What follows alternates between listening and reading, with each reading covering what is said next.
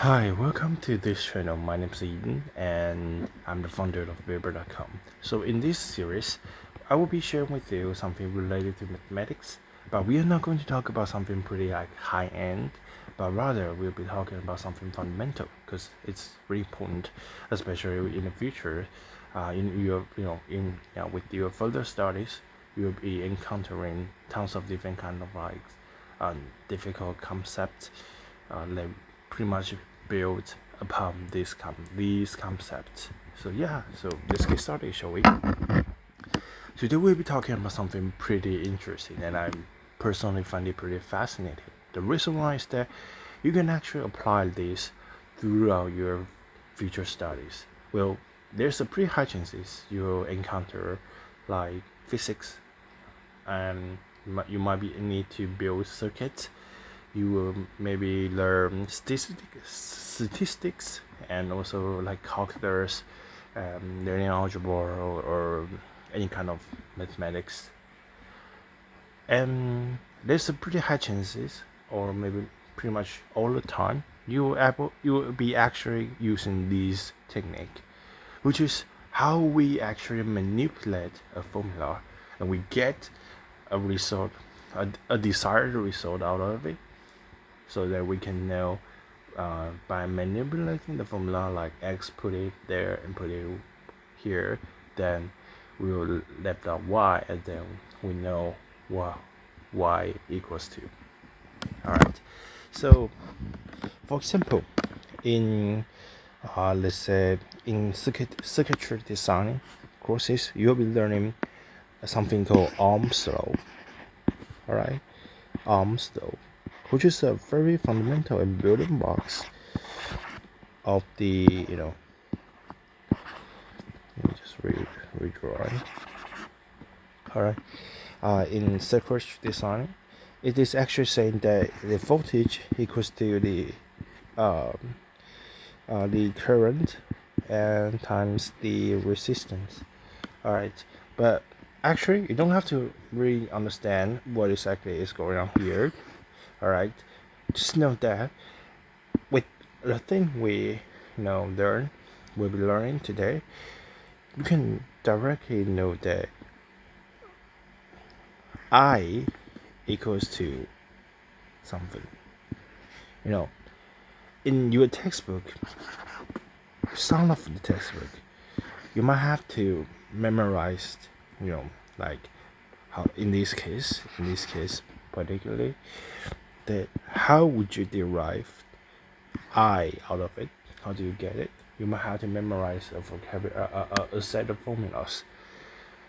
Right now, it just three, th- sorry, it just there are just three variables here, so it's actually rather like simple. However, if we are talking about something we call in statistics something we call standard deviation, standard deviation.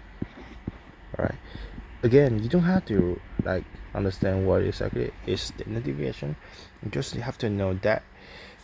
So I believe it is written as this. All right. You have to do a lot of things like this: xix minus mu, and you have to square it and divide it by, and also take the square root of it. If I am right, if I remember it correctly, it is actually equals to this. So right away you can see this is a pretty complicated formulas. And if you, for some reasons, you have to get n out of it, like you know any other like variable, this equals to what, and this you also know the mu of it, and all the other stuffs here.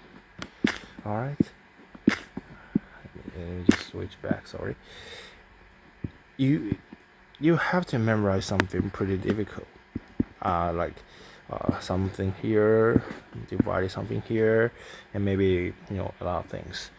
Just picture this: if in the future you're gonna have to encounter like tons of thousands of things like this.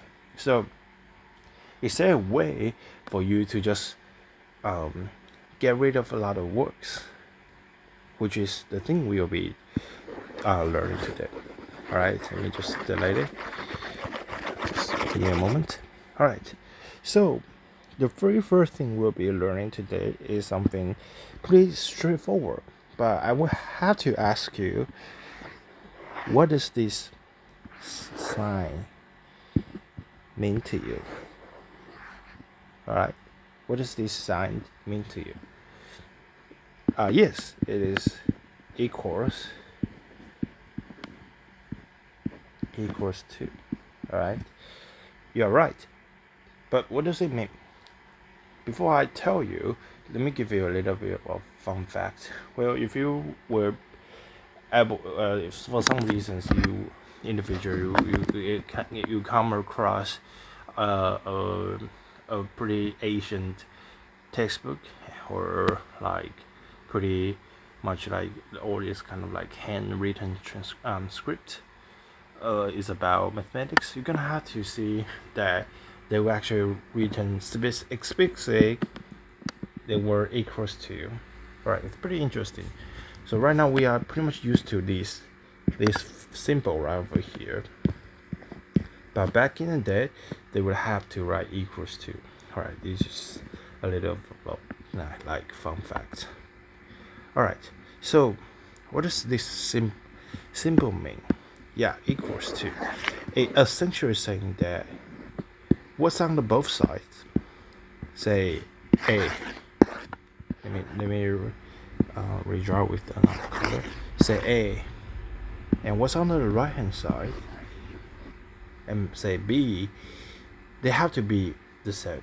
Well, it depends on the context. It could be the weight, it could be the volume, it could be the value, it could be the amount of like particles, etc. But anyways, at the end of the day, we are just saying that what's on the left hand side is the same as what's on the right hand side. I know it's pretty simple, but you have to bear with me because it is actually pretty important. Alright, so if this doesn't bother you here, let me just, which I believe it is not, let me just like delete it. Alright, so there's a pretty famous formula in the future you will be learning, which is let me just say F equals to, and let's just do something pretty simple, right? There's a pretty simple and like not like simple as it is simple, but it's pretty much taught in the very beginning of the one of the physics courses. Anyways, F equals to m times a, which is mass times acceleration. Anyways, like I said earlier, you don't have to know what does it mean right over here. You can see right over here, we have the exact symbol we were talking about, right? So, what's really interesting is that this is something, because we will say it means equals to, right? Sometimes depends on the context. Anyways, you actually use like this equals to something as a verb, right? So when we see things like this with this kind of structure, what's on the left hand side and on the right hand side, let me repeat that. So when you see a symbol like this, and then you see something on the left hand side, something on the right hand side, you essentially call it equation. All right, or in plural terms, equations. Anyways, you call it a equation. All right. So when you see an equation, it actually is saying the exact same thing here, like we were talking about. So what's on the left hand side equals what's on the right hand side. All right. So imagine. Let me just scroll down a little bit. All right, scroll down a little bit. Imagine here is, how do I say it? Anyways, I kind of like, don't know how do I say it. There's a plate over here, a surface over here. Alright, if you put two apples, say two apples here. The thing equation, like I said earlier, it says it's actually saying that what's on the left hand side is the same as the what's on the right hand side, right? Alright, so if that equation stands, which means it's correct, then it means that this leverage here will just be balanced, and then just stay horizontally equal. The height will be the same. I mean, sorry for my drawing here, but you get the idea. Like right now, if what's on the left hand side and what's on the right hand side is the same, the leverage would be the same, right? But what if I add another apple here and say an apple equals to 5 kilograms, right? 5 kilograms. It will actually be looking like this because it's heavier, right, in terms of the weight here, which is quite common here. So it will look like something like this. Just say, all right, just forget it.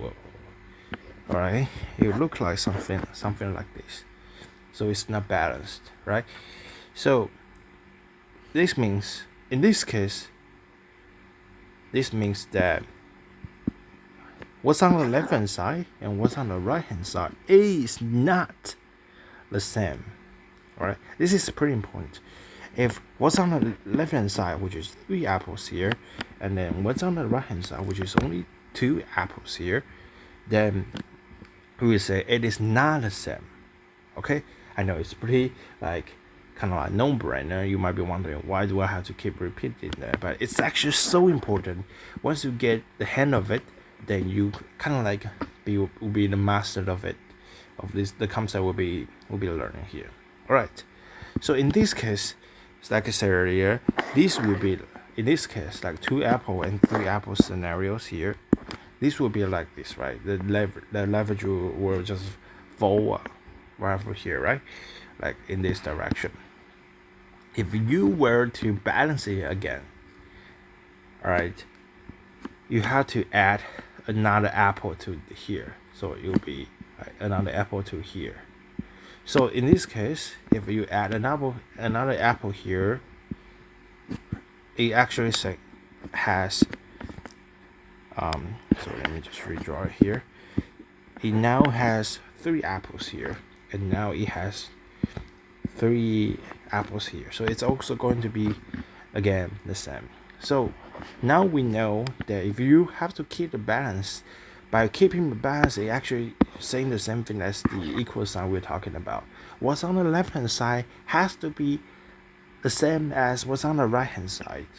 So if you get rid of an apple here, say they just use apple as an example here. If you get an apple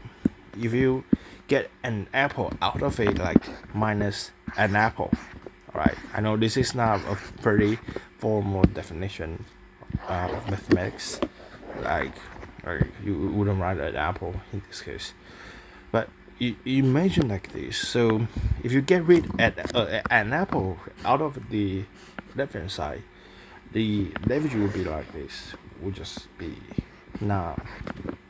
So it will get rid of an apple, so it will be a lot lighter. So it will look like something like this. Alright. Sorry for terrible writing. Alright, anyways. Terrible drawing. Anyways. So in this case, you have to, if you had to keep this stance, like what's on the left hand side is on the same on the right hand side, what you have to do is to get rid of an apple out of here. Alright. So this is pretty much the fundamental of it. Alright, so let's see as a real life example here. Alright, let's say that we are actually trying to dealing with here. We want to get let's just say if I were to get rid of the, so let me use the recorder or record. If I were to get rid of the a right here, remember this is, we are actually multiplying each other. So the opposite operation of the multiplication is divide here. So if we were to get rid of the a here, we will have to, let me redraw here. We have to what? We have to do like m. Sorry, let me just write it again. Sorry, why would this look so terrible? So don't get confused with this. Alright, we will have to use m divided by a. Like I said earlier, if I were to get rid of a, oh sorry, accidentally. Alright, so if I were to get rid of m times a here, how do I do it? We have to divide it by a, right? So the left hand side we haven't touched it before, so just don't say it. You can cover it here. So right now over here, what this is actually doing is we don't want a in this case. We just want the m in here, right? And we have to m times a, we have to divide it by a. The opposite operation of multiplication is deviation. So by this you can you can cross out this. So what's left here? So keep in mind that we haven't touched the left hand side here. What's left here is m, alright? But like I said earlier, what you have done with the right hand side or left hand side, you have to do the exact same thing on the other side. Alright. So what have we done here is we divided the right hand side, the original right hand side, alright, as divided by a. We divided it by a, right? So we get m, right? And so in this case, we will have to just remember this is haven't touched version of it. I just want you to see exactly that we are actually just dealing with the right hand side here. Alright, but here, over here, we have to deal with the, so because you divided a on the right hand side, you have to divide a on the left hand side. But in convention, we actually like flip it. So you will see at the end of the day, if you were to get m, it will be f divided by a. Alright, this is exactly the equation of it. So it is not really hard, right? You just have to know that what you have done on the right hand side to keep it balanced, as this is actually as simple as equals right hand side. It means equals to, right? So left hand side has to be the same as the right hand side. So this is exactly what does this symbol mean. So if you were to keep this intact, you have to apply whatever you do on the left hand side or the right hand side, exact same procedure you have done. This is actually pretty interesting because so in Taiwan's education, there's a kind of like way for you to remember it. So when you move stuff, say x equals to a times y, for example, I just made out of it. If you move something to the other side, you have to, like, if it is multiplication, you have to be division. And then if it is plus, you have to make it minus. And this is actually vice versa, so I can just write it like this. There's a like pretty high, pretty much like a trend. People just memorize this. So when you move a stuff to the left hand side, you have to change it to, for example, the opposite of it. Like, so it would be division if you were like multiplication. But honestly, you have to be very familiar with what is actually going on under the hood, so that you can see, oh yeah, I don't have to remember what is like the jargon of it, like terminology, to memorize it. You just have to know that. You just have to know that you have to keep the things balanced, because it has this equal sign here. So what's on the left hand side has to be the same as what's on the right hand side. So if you get rid of an apple from the left hand side, you have to also get rid of an apple on the right hand side. Okay, let me give you an example right away, because it actually confused me a little bit when I was actually finishing this up, and I just figured this out. So I'm right, I was right. So yeah, say for example, 4 equals to 2 times 2, right? It makes sense, right? 4 equals to 2 times 2. And if you were to get rid of like 3 out of it, so you minus 3 over here, out of it from here, you have to minus 3 right over here as well. So you can see, right, it equals to 1 down here, and then equal sign here. 2 times 2 is 4, minus 3 is 1 here. So it's the same, it's still the same, the balance is still the same here. Right, so you can see right over here, let me just use like multiplication as an example. So if we say so we just use multiplication. So if we were to get rid of like 2 in the equation here, this is 4 equals to 2 times 2. I want to get rid of these 2 right over here. So like I said earlier, you have to, because it's multiplication, right? So you have to do the opposite of it. So then you have to divide it by 2. Then over here you have to divide it by 2 as well. So it goes down here, it equals to what here? Equals to, let me just go ahead right over here. 2 times 2 is 4, which is crossed out here. 2 times 2 is 4. Alright, 4 minus divided by 2 is 2, right? So it is actually 2. So it's actually the same. So this is actually applied when you use mathematics, like numbers inside of it. Alright, but it is still the same when there's a variable things inside of it. So for example, like I said earlier, we were to have a thing called V equals to I R over here. Alright, so it is actually, it means voltage, it means current, it means resistance, right? So it actually means how big a voltage is essentially equals to the current times the resistance of it. But you know, in basics you have to talk about like the unit of it, but here we just not going to talk about it. But how do I get the current out of it if I know this? If I know this and then know this, how do I know the I is? So to get to know I, first over here in this equation, we want to get I, right? We want to get rid of it. We have to like isolate it. We have to isolate it. So the thing we do here, it's all right. The thing we do here is first over here we look at here. If we were to make the I isolated, we had to get rid of what? We had to get rid of R, right? To get rid of R, remember this is multiplication here.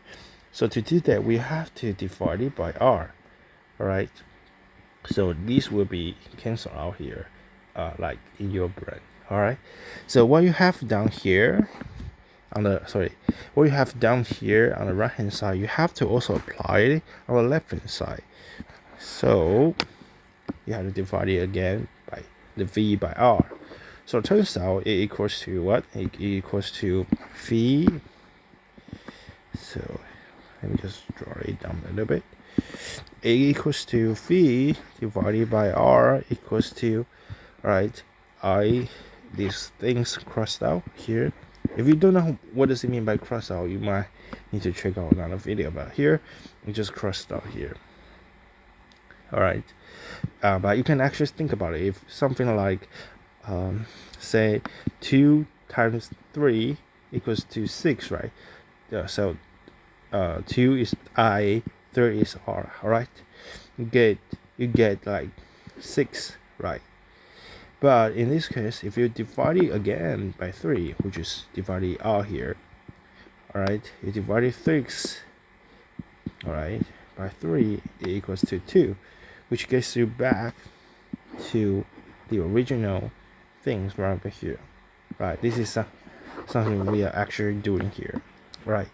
But like I said earlier, usually we will actually kind of like flip it, right?